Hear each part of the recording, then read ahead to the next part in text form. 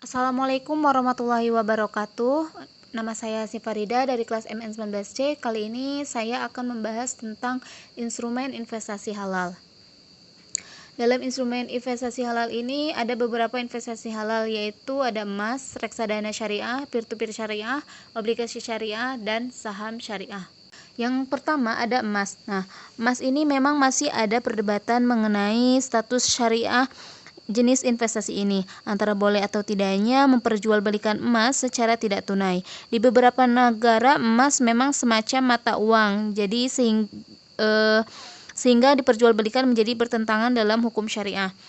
Tapi kalau di Indonesia hal ini berbeda karena emas bukanlah alat tukar untuk transaksi, melainkan sebagai komoditi, sehingga boleh diperjualbelikan. Saat ini investasi emas juga semakin mudah, bahkan e-commerce sekarang menawarkan fitur-fitur bagi kita untuk menabung emas. Lalu yang kedua ada reksadana syariah. Nah, reksadana syariah ini adalah produk bursa efek berupa kumpulan modal yang dikelola secara syariah oleh manajer investasi. Kumpulan modal dari masyarakat ini berikutnya akan disalurkan dalam bentuk-bentuk surat berharga seperti obligasi, surat saham, dan suku. Dalam proses pengelolaannya juga produk syariah satu ini terjamin halal. Hal tersebut dikarenakan manajer investasinya tidak diizinkan memilih instrumen investasi yang melanggar syariat Islam. Selain itu, akad reksadana ini menggunakan akad mudharabah, di mana seluruh pertukaran nilai antara investor dan manajer investasi terjadi tanpa mengurangi hak investor atas modal. Berdasarkan fatwa Dewan Syariah Nasional nomor 20 DSN MUI 2001 disebutkan bahwa hukum reksadana syariah adalah mubah atau diperbolehkan. Yang selanjutnya ada peer-to-peer syariah. Nah, peer-to-peer syariah ini adalah layanan keuangan berdasarkan prinsip syariah yang mempertemukan atau menghubungkan pemberi dengan penerima pembiayaan dalam rangka melakukan akad pembiayaan dalam mata uang rupiah. Hal ini dilakukan secara langsung melalui sistem elektronik dengan menggunakan jaringan internet. Berbagai keuntungan bisa didapatkan jika seseorang telah bergabung dengan cara melakukan investasi peer-to-peer lending syariah. Di antaranya adalah kesesuaian dengan prinsip syariah yang sangat penting bagi orang Islam. Keuntungannya juga berupa imbal hasil akan didapatkan tanpa dikurangi dengan biaya apapun, sehingga membuat banyak orang akan semakin puas.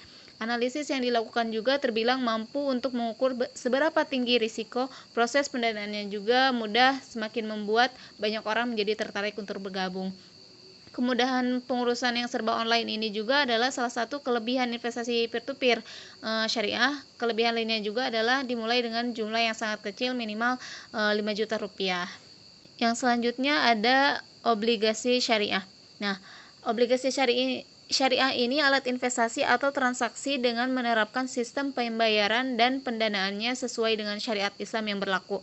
Karakteristik obligasi syariah ini yang pertama lebih menekankan pendapatan investasi tidak berdasarkan tingkatan bunga yang sudah ditentukan sebelumnya.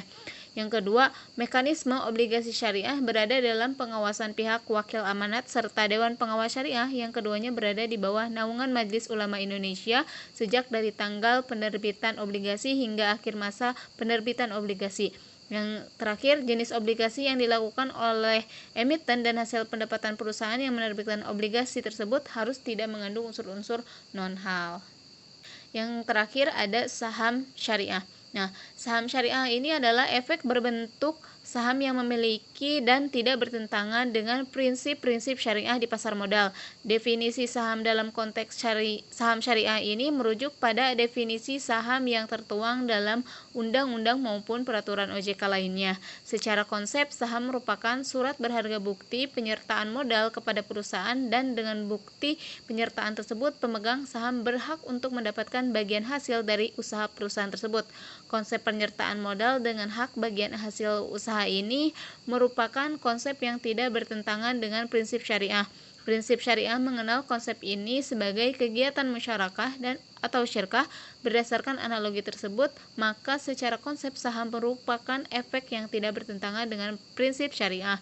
Namun demikian, tidak semua saham yang diterbitkan oleh emiten dan perusahaan publik dapat disebut sebagai saham syariah. Sekian dan terima kasih. Wassalamualaikum warahmatullahi wabarakatuh.